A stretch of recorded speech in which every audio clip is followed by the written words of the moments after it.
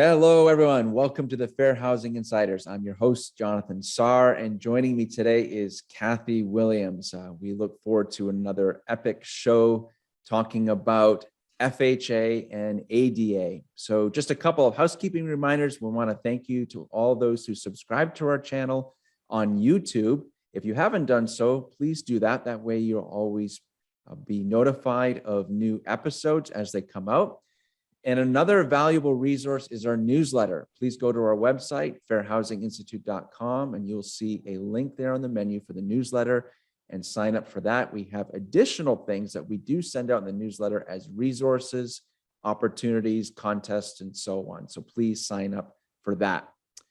Our main channel from social, besides our LinkedIn account, is our Instagram account at Fair Housing Institutes. We welcome you to follow us there for other pieces of micro content related to fair housing and all of the wonderful things that come with that. So without further ado, let's get into our show today. Kathi and I are talking about FHA and the ADA, the Fair Housing Act and the American Disabilities Act, and what's the difference. So Kathi, again, welcome to the show. Can you start out by giving us kind of a synopsis of the ADA and how it relates to property management, please? You know, one thing I found as I talk to housing providers around the country is that there is just a lot of confusion about whether one law trumps the other, how they interact. And some of that confusion comes from the residents who go to leasing agents and tell them what they think the ADA is and why it applies to their situation. And then the leasing agents are just not sure. So I think it's good. We're going to talk about this today so we can clarify, when does the ADA apply? When does the Fair Housing Act apply? So let's begin with talking about the ADA. The Americans with Disabilities Act is a huge law, very important law that protects people with disabilities. And the law itself is divided up into 5 parts. And this is important because I'm going to come back to it later as we talk. But the parts of the ADA are: number 1, employment; number 2, public or governmental services; number 3, public accommodations; 4, telecommunications; and 5 is just a miscellaneous area. Mm-hmm. The 2 areas that might impact our housing community are either Title II or Title III. And I can talk about, for instance, if a housing provider is owned and operated by a government entity or a quasi-government entity, then Title II will apply to everything that that housing provider does. But it's really limited to things such as a housing authority that is viewed as quasi-governmental, a city or county housing authority. So there aren't that many of those housing providers around. Most housing providers, the vast majority, fall under Title III, which covers public accommodations. Now, Title III does not cover housing like the Fair Housing Act does.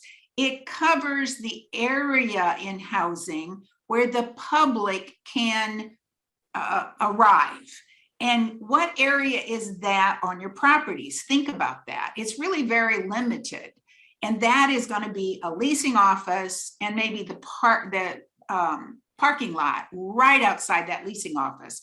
So the ADA for most housing providers only applies there, and not in your programs, not how your buildings are constructed or your units are constructed. So that is a really important distinction between the 2 laws.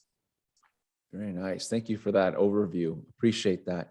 It sounds like you sort of touched on it, but can we just dive in a little bit to, all right, so how does the Fair Housing Act, like where do they intersect, Fair Housing Act and the American Disabilities Act? Yeah. Okay. So the Fair Housing Act covers everything you do. If you work for an apartment community, the Fair Housing Act covers everything you say, everything you do. It covers how your buildings are constructed, how your amenities are constructed. Everything about that housing is going to be covered by the Fair Housing Act. And as I mentioned, the ADA is also going to cover how your leasing office is constructed. The ADA doesn't really cover your programs or your policies. For instance, if you have a reasonable accommodation policy or a reasonable modification policy, which you all should, that will be governed by the Fair Housing Act, not the Americans with Disabilities Act. Okay, very good. Thank you for that.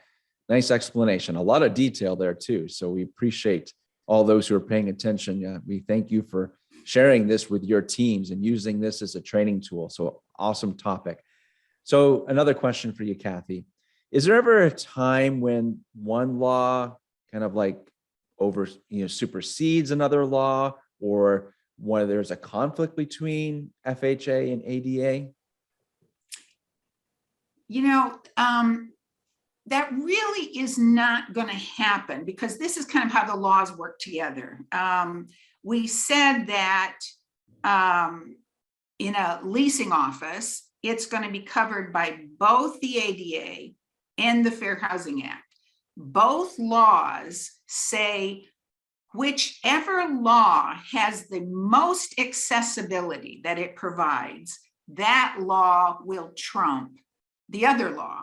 So usually when we look at the Fair Housing Act, that's usually going to follow a standard, an accessibility standard we call ANSI. And ANSI and the Americans with Disabilities guidelines are very similar. And if and when they vary even a little, you're supposed to go with the law that provides the most accessibility, which is usually viewed as the strictest law. So the law kind of covers that in and of itself. Another area that I find leasing agents get very confused about is how to describe their accessible units. Almost all properties have units that are viewed as fully accessible. And a lot of housing providers describe those as ADA units. That for most communities is not correct, because the ADA is only going to have something to do with how the unit, the individual accessible unit, is built in states that require the ADA to be the accessibility standard for the codes that are applied to housing. There are a few states that use the ADA, not very many. So instead of ever talking about an ADA unit, it really is much more correct to just call it a fully accessible or just even accessible unit. That way you don't have to go figure out whether this really is an ADA unit, which is not going to happen very often, or as I mentioned earlier, what we call an ANSI unit, or there's another definition, which is a unit that is accessible under the Fair Housing Act, but not necessarily fully accessible. And that would maybe be called a Fair Housing Act accessible unit. Instead, rather than being that technical and applying certain laws, let's just call all those units accessible units. And when you describe them to residents, you should know the main features that they provide in the way they were designed. So I would be much happier if we would stop using the term ADA unit and just call them accessible. Yeah, that's a nice tip. Very, very, very good. I'm sure it's going to prompt a lot of questions from our community too. So as a reminder to all of our viewers, if you do have questions, about this topic, please respond in our YouTube channel. We will have episodes in the future that are very specific to your questions. So just as a reminder, please share your questions. We would love to be able to go through those and answer them in a future show. Thank you very much, Kathi. Okay, so let's take a look at a scenario now. And this will help our audience have a little bit of a visual on everything that you just referenced. And then we'll get your comments and feedback on the scenario. Hey Taylor, I have an ADA dog, so I'm assuming you're not going to give me a problem with bringing Tiny with me when I move into Happy Village. I know we accept service animals. Is that what Tiny is? If so, we'll need you to fill out our reasonable accommodations forms. Look, I know you can't ask questions about Tiny once I tell you he's my ADA dog. I read that on the internet, so I don't know why you'd ask me to fill out your forms. Jonathan, this is one of those areas that I have seen confuse leasing agents many, many times. And that is when a resident like Bob comes up to Taylor and says, hey, I have this ADA dog and you can't ask me questions. You can't give me verification forms. You just have to accept it because I read that on the internet. It happens all the time. So what should Taylor say in that situation? Taylor should nicely inform Bob that he has misunderstood the law that applies, because in housing, it is not the ADA, but the Fair Housing Act that applies. And the Fair Housing Act permits housing providers to ask for verification of the disability status, of the need for the dog, if it's not observable, as we've talked about in many of our videos and newsletters and things like that. So in the appropriate circumstance, housing providers absolutely can follow their reasonable accommodation process, and you have to find a way of nicely informing your resident that they are incorrect, that they misunderstood what law applies, and then go forward with your Fair Housing Act procedures under your reasonable accommodation policy.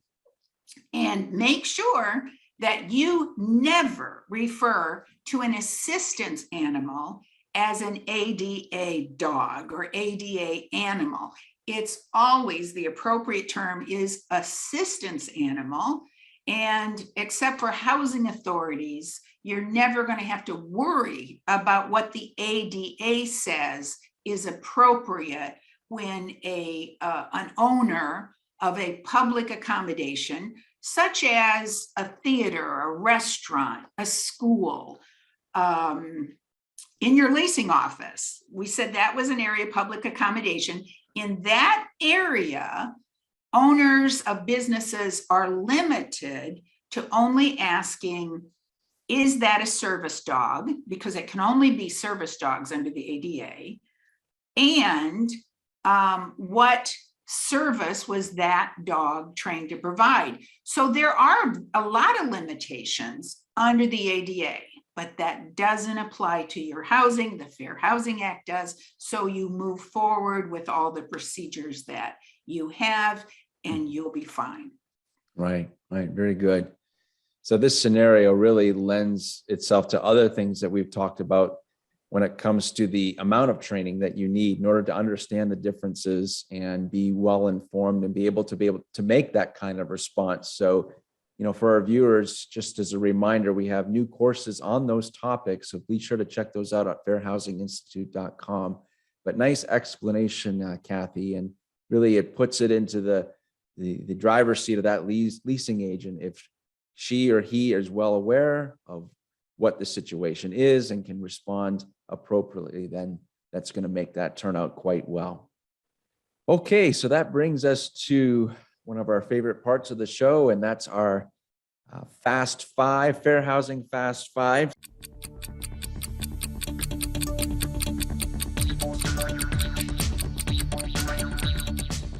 So, Kathi, I know this is one of your favorite parts of the show. Are you ready for the Fast Five questions? Well, I haven't made it yet. in the 60 seconds, but I'm determined to keep trying. So Okay. Well, these take these it questions. away and I'll see what we can do. Yeah. No. You do great. This is a lot of fun, especially with fair housing. It's hard to even get the questions out in 60 seconds sometimes, but I think these questions are a little bit shorter, so we'll give it a whirl. All right, here we go. Our fair housing fast five. First question, and the stopwatch is on.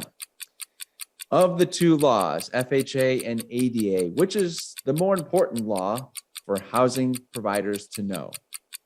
Absolutely, it's the Fair Housing Act. That's much more important. Are market rate properties covered by the ADA? They are, but only in a very limited way, such as in their leasing office construction. That's about it. Okay. How should housing providers describe a property's accessible apartments? Just like that. They should not attach it to a law. They should just call it accessible or fully accessible, and then explain what that means. Are any housing providers covered in all their activities by the ADA?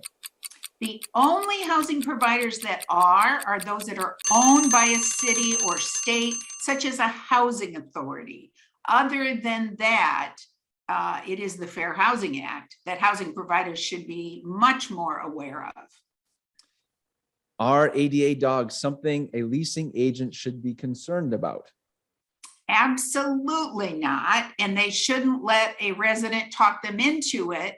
ADA dogs don't apply to housing. They apply to public accommodation businesses. Very good. Well, How'd we do?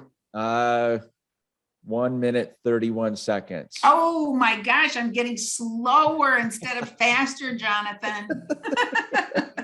Well, those are some meaty things. And I think everyone really appreciates, I love these questions because I think it's just, these are the typical ones we hear. But again, for our audience, if you have other questions, please respond in our YouTube. We have a lot of people commenting there, and we thank you for those comments. We appreciate your support of the community. And Kathi, thank you again for being on the show today and offering your insight and years of experience and really helping us understand the relationship and the difference between the Fair Housing Act and the American Disabilities Act.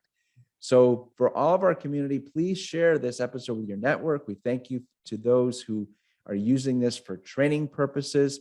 Please give us a thumbs up on YouTube, and we would love your feedback. So if you have any other questions or anything else, please reach out to us. Until next time, thank you for joining us on the Fair Housing Insiders. Take care, everyone.